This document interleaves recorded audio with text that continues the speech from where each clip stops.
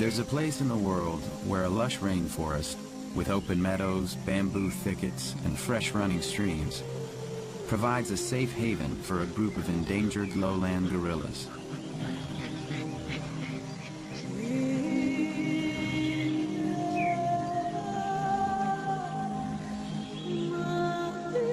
In this jungle sanctuary, highly threatened animals survive without fear of being stalked by local poachers.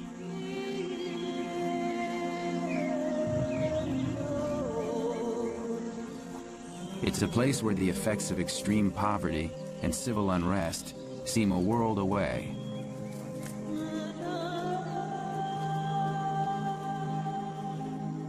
But what really makes this patch of wilderness so extraordinary is the fact that it's not located in a remote part of Africa, but rather here in New York City.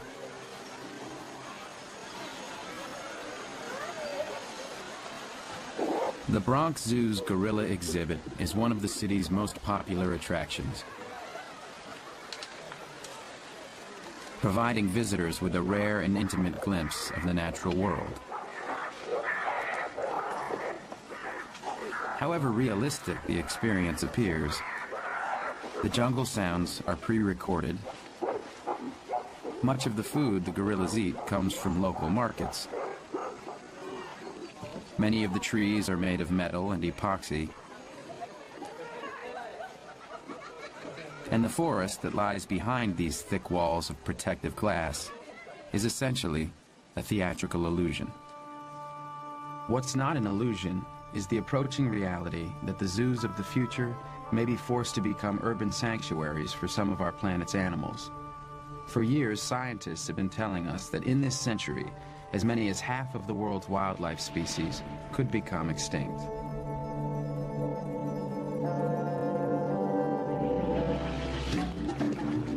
Once, not so very long ago, the Earth was a place of great and unspoiled diversity.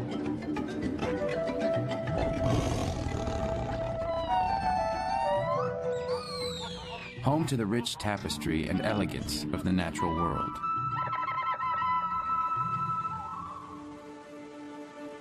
Once, not so very long ago, ours was a world with vast stretches of uninhabited and protected wilderness areas.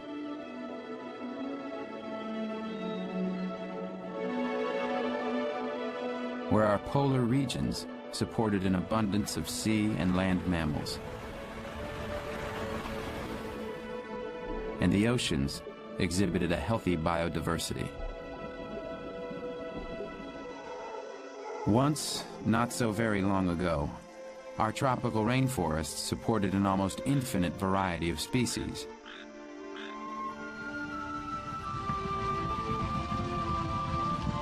And the savannas and grasslands of the world sustained great herds of wild and migrating animals.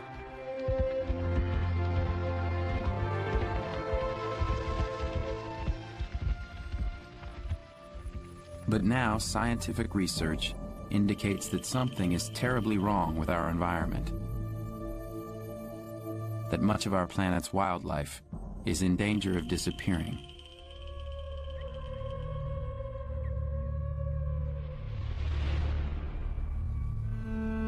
Every kind of species, every broad type of species, every broad type of habitat is under threat now in a way that wasn't true in all of past human history. And we've kind of taken over the planet, and there's just not much room left for many of the other species. So we're seeing these extraordinary drops in populations. Right now, we know that at least 25% of the world's 4,000 or so mammal species are threatened or endangered. 2 out of 3 bird species are in decline worldwide. Wildlife extinctions are not a new phenomenon. During our planet's long geological history, on at least 5 occasions, catastrophic events wiped out vast numbers of species. The last great extinction happened 65 million years ago. That's when a giant asteroid crashed into the Earth, sending enough ash into the atmosphere to cool the planet and seal the fate of over 75% of the world's plants and animals. But today, the threat of what scientists call the sixth extinction won't come from a volcanic eruption or outer space. The next extinction could be the result of human activities. We're one of perhaps 100 million species on the planet, but we're the first species ever to have the control of the fates of other species in our hands. There were always side effects from human activities, but they were always small compared to the scale of nature, and now we are altering the planet on a global scale. And while there have been other extinction crises, this will be a dramatic alteration that will fundamentally threaten the future of humanity, because we are all linked. We are all part of this web of life. How could we have allowed this to happen? How could many of our planet's animal species be on the brink of extinction? Perhaps it's best to begin with the link between population pressures and the loss of wildlife habitat. Shanghai is a megacity of steel and glass, the commercial and financial center of China, fueled by around-the-clock images, symbols of consumption, powered by a global economy. Even when the glow of neon finally gives way to the sobering reality of daylight, nothing slows the city's booming economy. We've been saying that the United States, with 5% of the world's people, consumes a third to 40% of the world's resources. That was true for a long time. It is no longer true. It is no longer true because China has now overtaken the United States in the consumption of most basic resources. We look at the food economy, grain and meat, and all those commodities now, China consumes more than the United States. And that could create a serious problem for the world. Shanghai's food markets overflow with fresh produce and once unimaginable luxuries like eggs, poultry, and meat. In fact, China accounts for more than 1/4 of the world's consumption of meat. Simply put, 1.3 billion consumers can have a major impact on the world's economy. The windswept prairies of northeastern China have sustained herders and nomadic horsemen for thousands of years. Normally, they would stay in one location as long as there was enough grass and water for their animals. Then, as the grass and ponds became exhausted, they would move their herds to new pastures. To exploit China's sudden and growing appetite for meat, the herders increased their cattle, sheep, and goats from 100 million head to over 400 million. But there's not enough pasture to support this increase in livestock. Extreme overgrazing has created a crisis. Without the protective cover of grass, the herders can't keep up with the demand for meat. This has forced the Chinese to increase their production of pork and poultry, requiring massive amounts of feed grain made from soybeans. But farmers can't meet the demand. And in their search for soybeans, China is, in a sense, burning up the forests of the world. Particularly the rainforests of the Amazon. Each year, millions of acres go up in flames.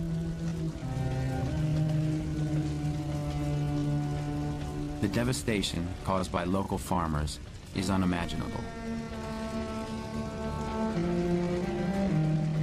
Gone is irreplaceable habitat that helps support the greatest diversity of wildlife in the world. Gone is important genetic information of plants and animals that could lead to the development of new drugs and cures for diseases.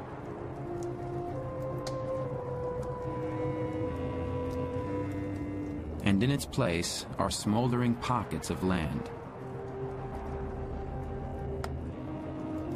land that gives way to cattle pastures and soybean farms.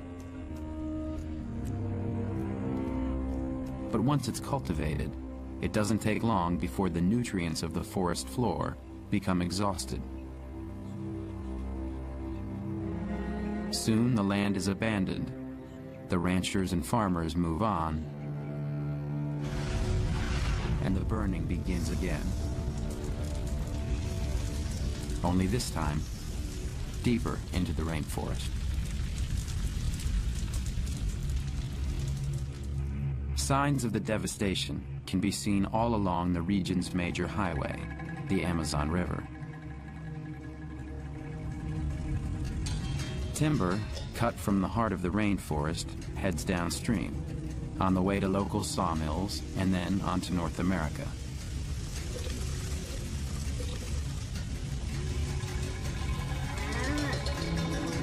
Cattle raised on exhausted farmland are destined for the food markets of Europe.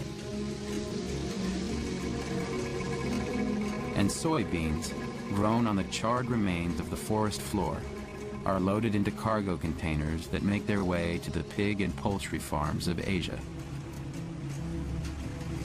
As a result, Brazil has become the world's largest exporter of soybeans. And their biggest customer is China. In the era of globalization, deforestation is increasingly driven by the dinner tables of the world.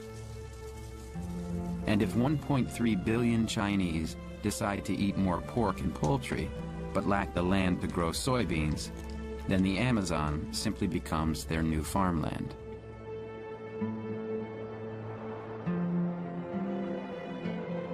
The Amazon year after year is being eaten away by major deforestation.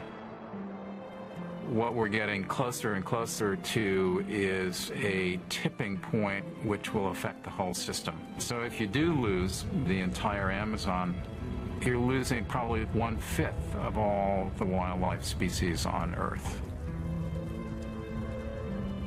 Though pressures from the world's most populated countries can lead to the loss of huge tracts of wilderness areas, even the least crowded regions are showing declines in wildlife habitat.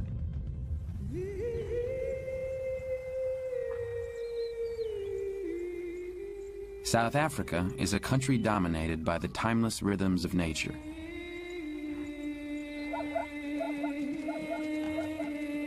And the diversity of life found in the rolling hills of endless green.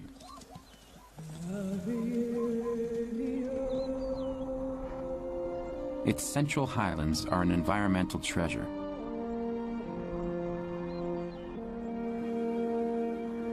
This may be the oldest grassland habitat on the planet, so ancient that it existed before the Earth's original landmass broke off into continents over 100 million years ago. Here, the word grassland is almost a misnomer.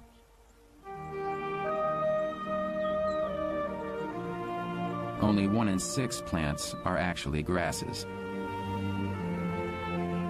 During the spring and summer months, over 800 species of wildflowers carpet the landscape, turning it into a delicate mosaic of pastels.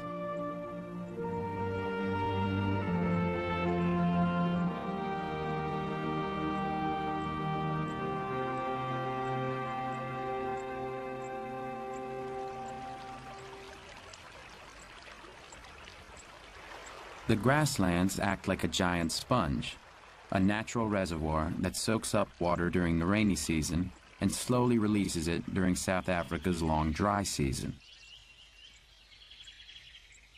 Small pockets of wetlands are home to some 360 species of birds.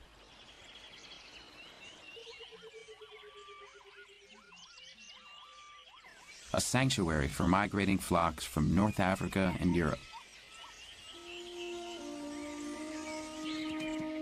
The grasslands also provide fertile and abundant grazing for animals, both wild and domestic.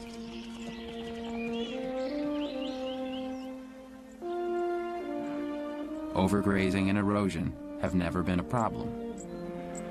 Until recently, this was an ecosystem in almost perfect balance. South Africa also represents a microcosm of a global debate.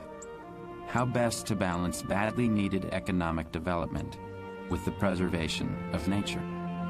These beautiful grasslands are one of the oldest landscapes in Africa, around about 180 million years. They used to cover as much as 60% of Africa, and today they're being threatened by all sorts of things. Perhaps the most invasive are alien tree plantations to feed great big paper and pulp mills for Japan and the US. Along the edge of the grasslands, hundreds of thousands of acres have been turned into tree plantations. Logging has become a major industry in South Africa.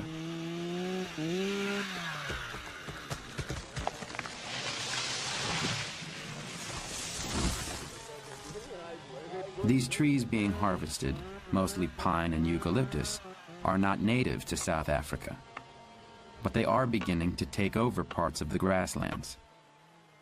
They consume nearly 40% of available rainwater, water that is necessary to maintain the delicate balance of the ecosystem.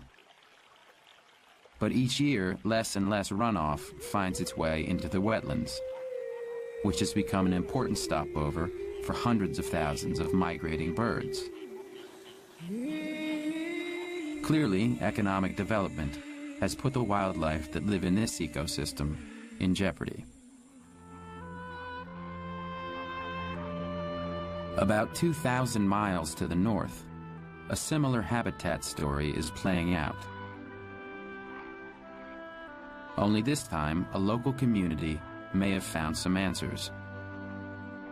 Kenya's Lake Baringo is also a refuge for migrating waterfowl. Yet its scenic beauty belies a harsh reality. Lake Baringo is dying. It's literally drying up. I was born and raised here in Lake Baringo, and the area that we're now standing on used to at one time be lake. In fact, there would have been about 7 or 8 feet of water here. Murray Roberts feels a strong bond to this place and its people. Over the years, he watched with dismay as this jewel of a lake turned brown,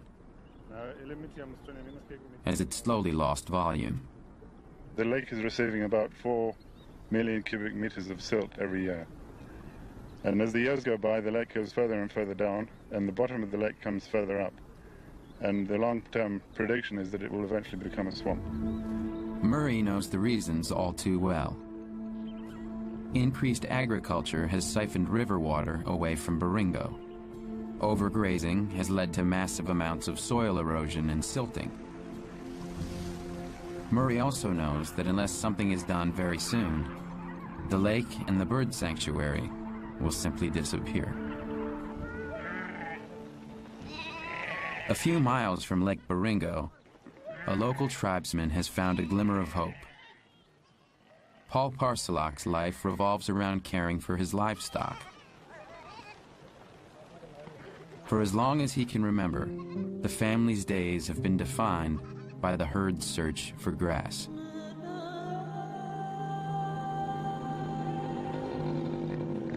Every time Paul crosses his ancestral territory,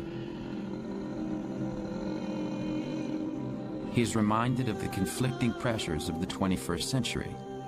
As his Ngem tribe became more sedentary, their livestock stripped away the grass near Lake Baringo. That's when he realized that time was running out, for his family and for the lake. Paul and Murray Roberts teamed up to find a way to restore about 5,000 acres of denuded land surrounding the lake. The plan was simple. They agreed to plant only indigenous grasses, hardy species that bind eroded soils together and start the process of grassland regeneration. The community's efforts paid off. These sheaves of Aristida grass are being harvested and taken to a local market for sale as thatching and fodder.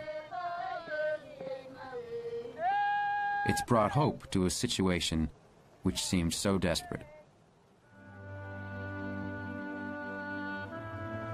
with the togetherness of the family, with our reclaimed land, we will make a living. The family is going to have a good future. The restoration of the grassland is particularly beneficial to the wildlife that once thrived in this environment, like the weaver birds, who now have enough grass to build their nests. And thanks to the efforts of the local community, for now at least, thousands of migrating birds still flock to Lake Baringo. Despite the success at Lake Baringo, there still remains a fundamental question. How can economic development and the protection of wilderness areas coexist? It's a question dominating the future of one of the largest wetland ecosystems in North America.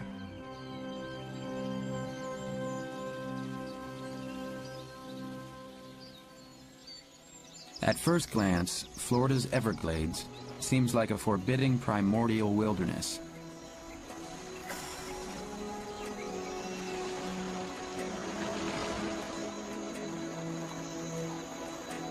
An unspoiled breeding ground and nursery for plants and animals, offering sanctuary to millions of migrating birds.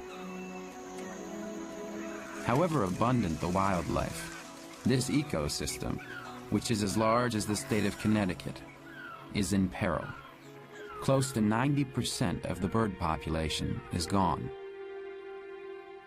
Over a dozen Everglades animals are on the endangered species list. Once home to over 1,500 Florida panthers, today about 80 remain in the wild. This is also a place where bobcats sometimes confuse power lines for trees. And like the bobcat and panther, the Everglades is in trouble. 100 years ago, things were much different. That's when the seasonal rains were free to flow into the meandering rivers of central Florida. The water was cleansed by the natural filtering process of the surrounding wetlands. And as the rivers made their way south, they fed into the second largest freshwater lake within the borders of the United States, Lake Okeechobee.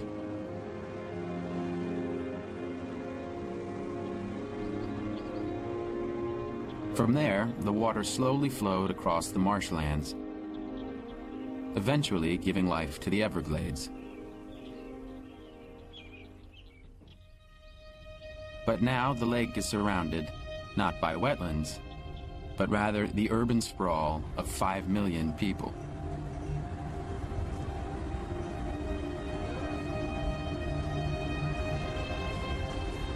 To meet the needs of an exploding economy, about 50% of Florida's original wetlands have been drained. Its water diverted into canals for flood control and to satisfy the thirsty demands of development and agriculture.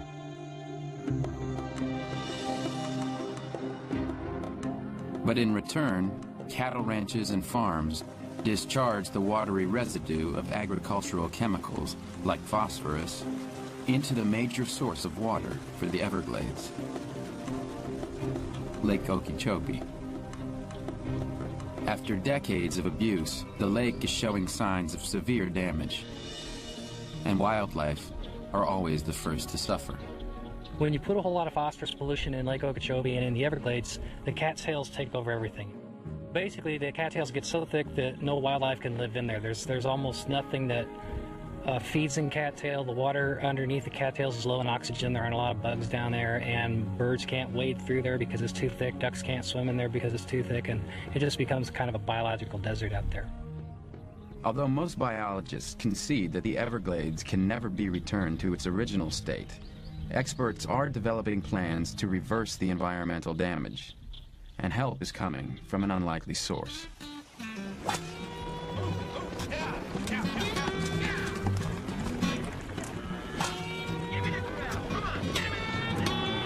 In Florida, cattle ranching is big business. It represents almost $500 million in annual sales. For hundreds of years, there was always enough land for both wildlife and cattle. Recently, they've been competing for the same land and the same water. Not so on the Williamson Ranch. Located less than 15 miles from Lake Okeechobee, this is one of the most productive pieces of land in South Florida.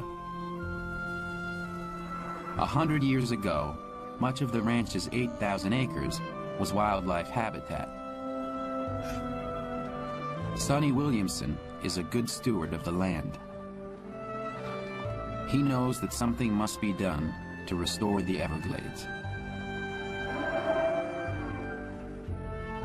We're trying to find ways to restore wetlands and to do it in a way that will really benefit the water quality when it finally does leave the land, and also to store the water there and not sort of pipeline it straight into Lake Okeechobee and pipeline it into the Everglades. What Sonny Williamson and some of his neighbors are doing is not channeling their tainted agricultural runoff back into the lake, but rather holding it on the land and turning unused portions of their property into wildlife sanctuaries. Only after the ecosystem naturally filters out the chemical residue is the water allowed to flow into Lake Okeechobee.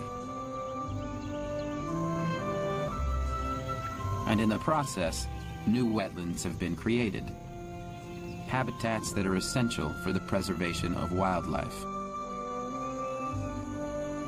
It's a program that's good for the environment and economically sustainable for the ranchers.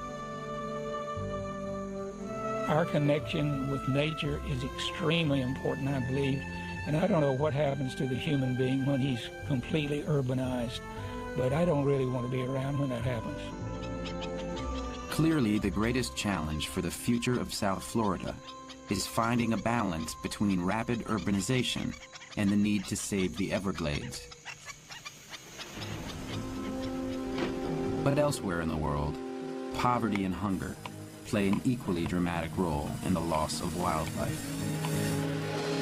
A South African lumber mill hasn't had a job opening for nearly a year. The hours are long, and the pay is marginal. Yet each morning, the plant manager must turn away dozens of applicants.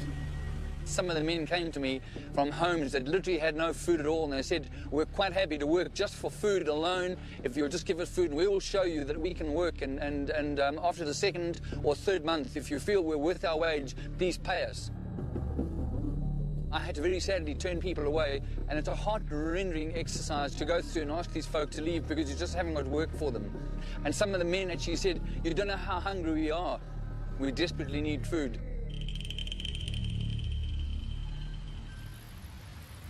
Many move to urban centers in search of work. But the big cities of Africa have little to offer the rural poor. Nairobi is ringed with impoverished shanty towns like Kibera. Over 700,000 migrants live in squalor. There are very few job opportunities. Unemployment is over 80%. Here in Kibera, hunger is a stark reality. Yet just a few miles away, animals are free to roam on a protected game preserve. But when people are hungry, wildlife become targets of opportunity. It's happening all over the world.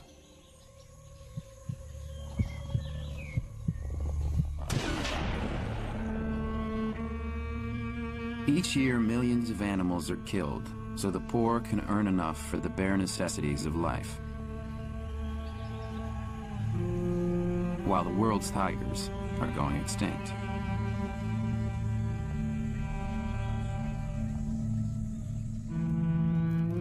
Each year, millions of animals are killed to feed the hungry, while the world's primates are going extinct.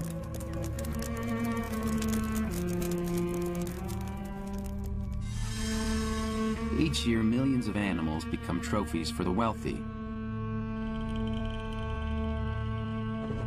while their body parts are turned into remedies and tonics. Each year, hundreds of millions of animals are caged and sold as exotic pets. And the loss of bird species is astonishing. The epicenter of the world's wild bird trade is here, in the back alleys and markets of Singapore. Located in the heart of Southeast Asia, this is where hundreds of thousands of rare and exotic birds are bought and sold. Singapore's active harbor reflects the enormous profits that come from liberal trading policies. But it's from its international airport that the rarest of animals are shipped to the wealthy markets of Europe and North America.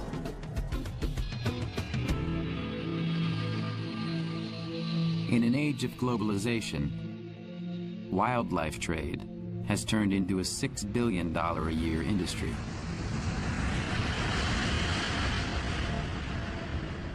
What we're essentially doing is creating what's known as the empty forest syndrome. And this means that we're getting forests which look fantastic, they're full of wonderful trees, but they're losing their wildlife from inside them because it's being hunted out.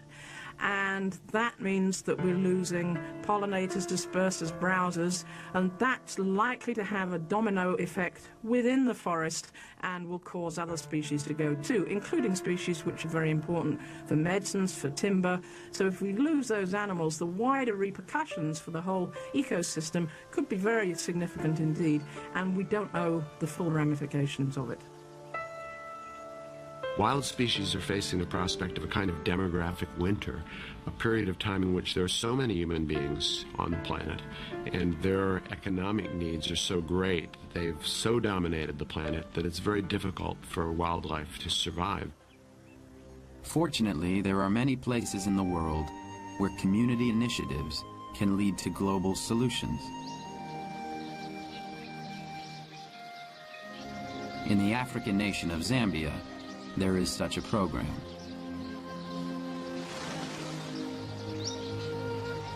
"35 years ago, the Luangwa Valley was a 3,000 square mile protected sanctuary for about 90,000 elephants.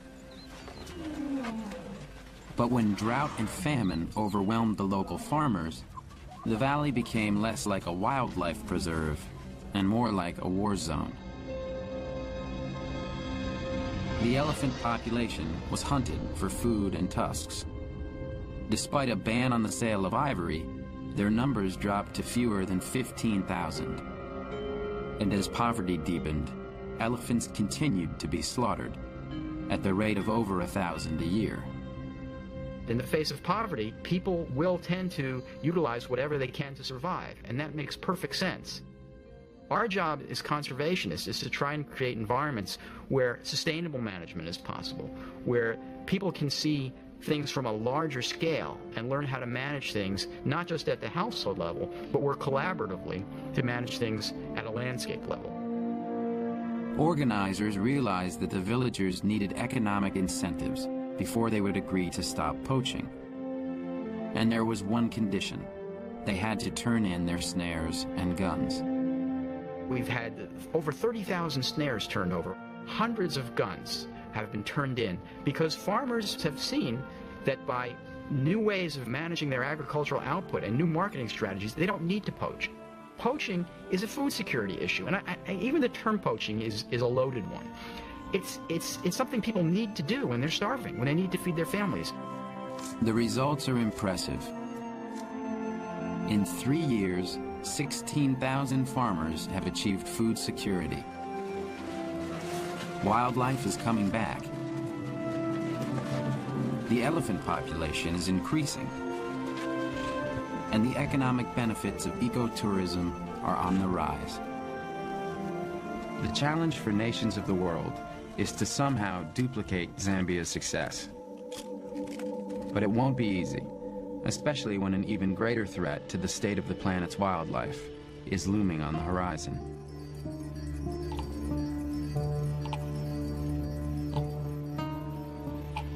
From the air, the world's glaciers are an extraordinary sight.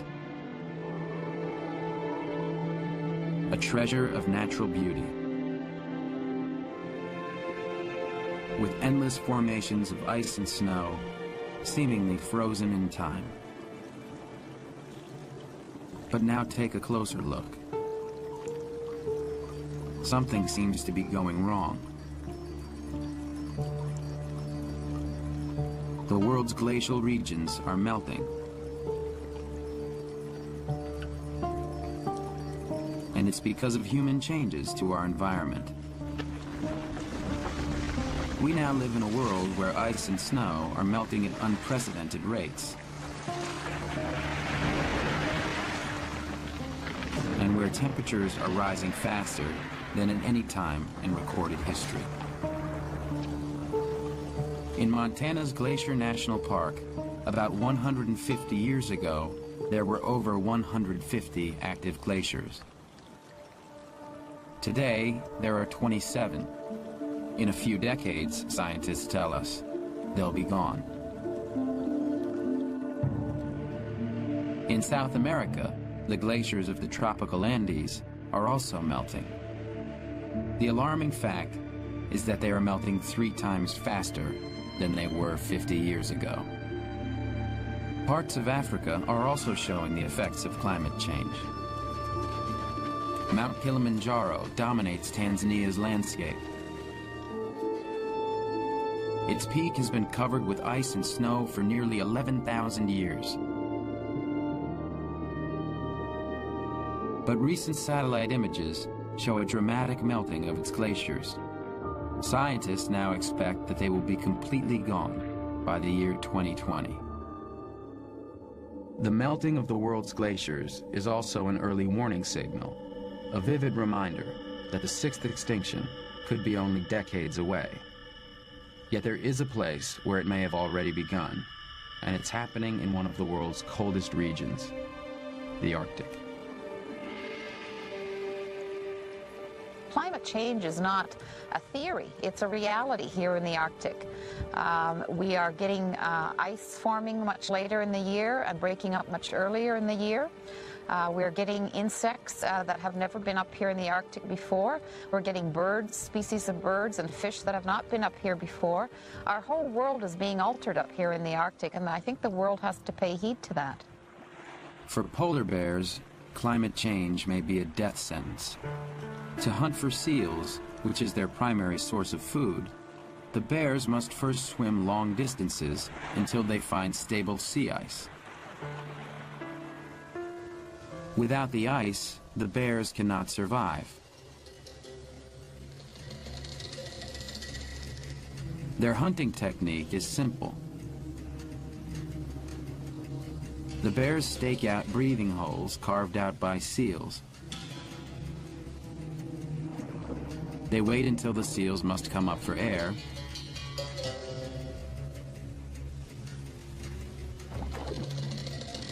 and when they do, the bears pounce.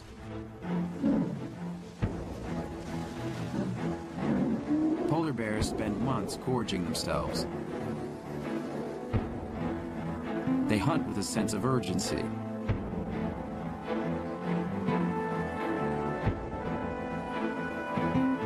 The bears know that when the sea ice melts, they must go months without food until the ice returns.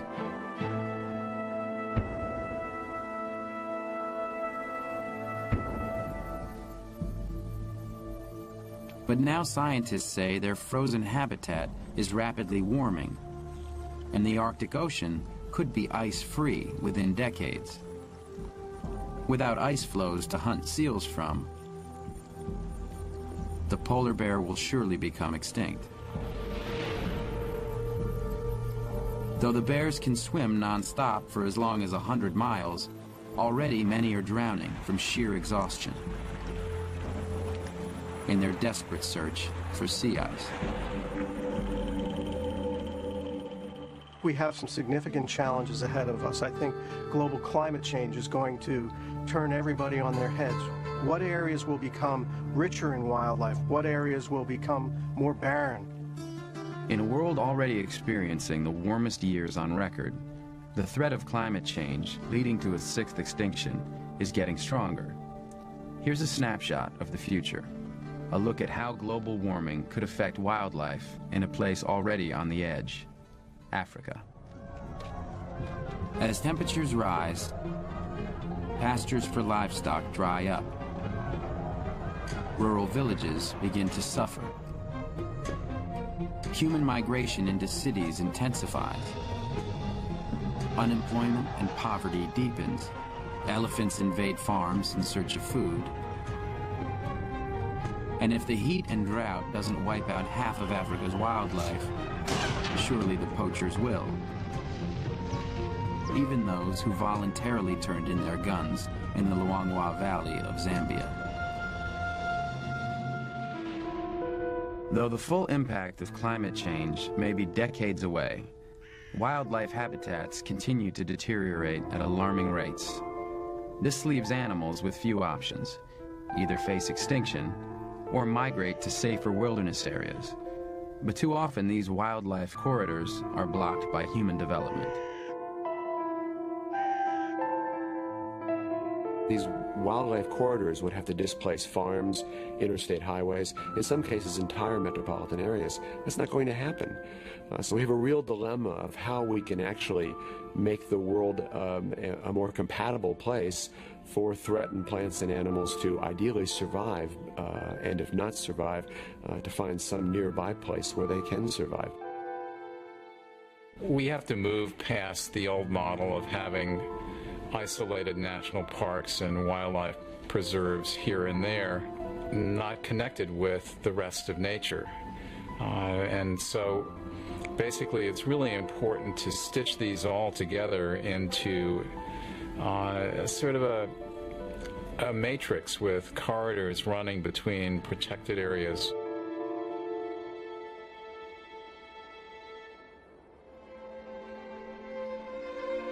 They call this the Rocky Mountain Front. It's where the grasslands of the Great Plains meet the towering peaks of the Rocky Mountains. Located in northwestern Montana, this is a gateway to one of the largest wilderness areas in the United States.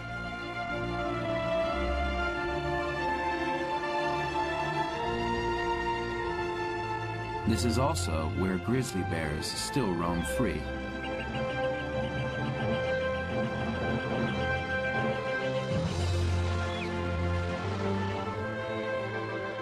"200 years ago, the West was home to over 100,000 bears. Today, there are about 1,000. Human development has turned their feeding grounds into suburban backyards. And public sentiment threatens to exile the grizzly bear to isolated wildlife preserves.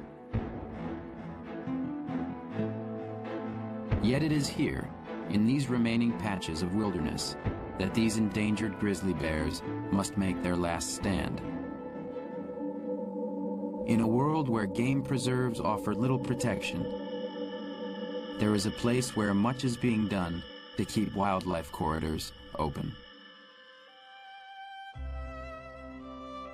Montana's Blackfoot River Valley is a community of about 2,500 families.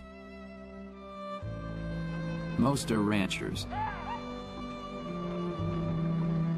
and they treasure a rural lifestyle that hasn't changed very much for generations. Through the center of their valley runs the crystal clear waters of the Blackfoot River. Celebrated in the book and movie, A River Runs Through It. I think Norman McLean's phrase, "the river runs through it," is so true, because it binds the people in the community together. Some people use it for agricultural purposes, others use it for recreational purposes. It's a thing that brings us together. What also brought the community together was the fact that their beloved river was surrounded by one of the most robust grizzly bear habitats in the country. The Blackfoot Valley lies at the southern edge of what we call the Crown of the Continent ecosystem, which includes Glacier National Park and the Bob Marshall Wilderness. Unfortunately, that high area is at such a high elevation that it doesn't have the most productive lands, and so critters like grizzly bears, while they winter up there, they hibernate up in that high country, they need to come down on these valley floors in the springtime and particularly the fall time for foraging reasons. Several decades ago, the community decided they'd rather live with grizzly bears than cut off their wildlife corridors and isolate them into extinction. To help save the bears, they formed a grassroots alliance called the Blackfoot Challenge. Where grizzly bears and cattle, both share habitat, there's conflict. Our ancestors got rid of that by getting rid of the grizzly bears. What we're trying to figure out now is how that we can have both cattle and grizzly bears. This jackleg fence that we constructed in 1990 allows for wildlife migrations such as grizzly bears to pass through this area while preventing domestic livestock from accessing this riparian area. This is the only bull trout spawning site we have in the whole Blackfoot Valley that's located on private property. And thanks to the rancher here, who's allowed this management change, we have a healthier habitat to a whole host of critters, from grizzly bears to migratory songbirds to bull trout that spawn in this stream system. The community also turned their attention to the grizzly bear's most important habitat, the vast tracts of forest that surrounded the valley.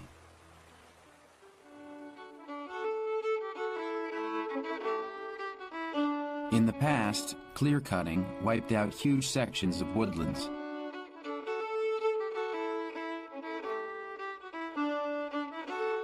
For decades, old-growth trees were torn from the valley's slopes. But in the process, tens of thousands of acres of wildlife habitat were sacrificed to meet the nation's growing demand for wood.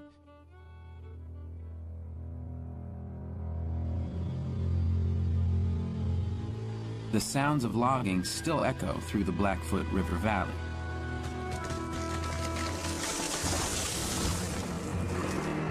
But today, trees are harvested using newer techniques.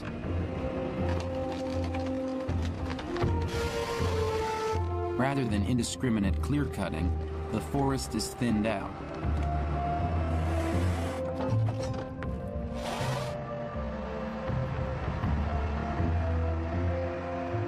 Left behind is a healthier and larger habitat for birds and other animals, especially for grizzly bears. To help avoid serious confrontations between humans and bears, a local biologist keeps track of their migration patterns. Grizzlies have always been back in the Bob Marshall Wilderness. In the last 10 years or so, they've started to come out here on the south end. And a lot of this is private land, and a lot of it is land that hasn't had grizzly bear activity in the last 20, 30 years. But they're starting to move back in. At times, Jamie Jonkel uses radio collars and tracking devices to monitor the more active bears. We have a large male grizzly, male 107, that's on the ranch right now. He came down here about a month ago, just because it's a good place to come if you're a bear, and he's very close, and his signal's just booming in. It sounds like he's about a quarter mile away.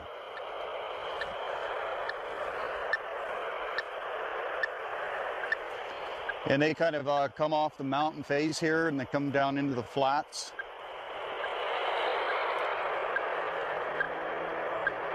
But he's definitely down here on the ranch. For the people living in the Blackfoot River Valley, the decision to keep their land open to wildlife corridors seemed like the most logical choice. And I think the greatness about being here in the Blackfoot and being part of this system, that we still have all these critters together, really means that we've got an intact landscape, and it means something bigger than just those critters. Thanks to a community's deeply held respect for the natural world, The grizzly bears of the Blackfoot Valley are doing well. But there still remains a larger and more serious question. On a planet teetering on the brink of the sixth extinction, are the grizzly bears and all the other animals living in the natural world ultimately doomed to survive only as popular attractions in our zoos? The large cats, the tigers, are a terrible risk. And zoos may be the last place where there are genetically pure representatives of these species. But will they be wild animals? For me, they won't be. They'll be an aberration. They'll be the remnants of human thoughtlessness and inability to heal the planet. However difficult it is to protect wildlife, it's a testament to the power of human ingenuity that we are finding ways to coexist with the animals of the natural world. But in the end, perhaps the biggest challenge to the state of the planet's wildlife is recognizing the seriousness of the problems that lie ahead.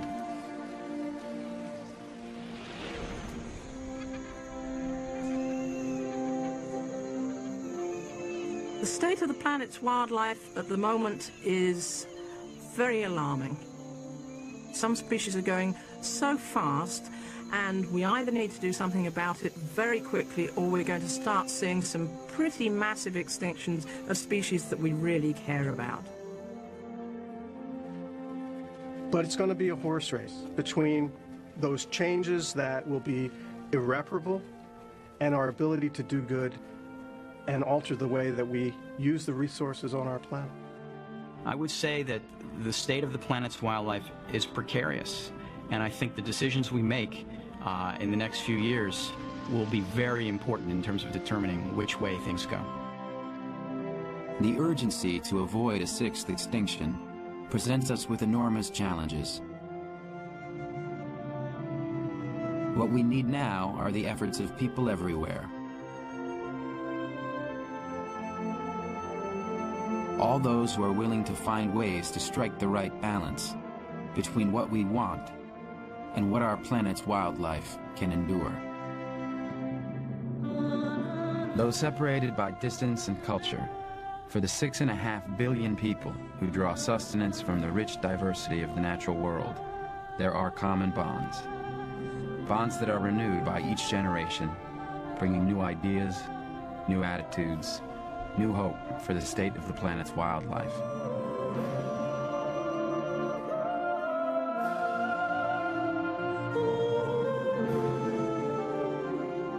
Planet Earth, this is our home. This is where our journey of discovery must begin.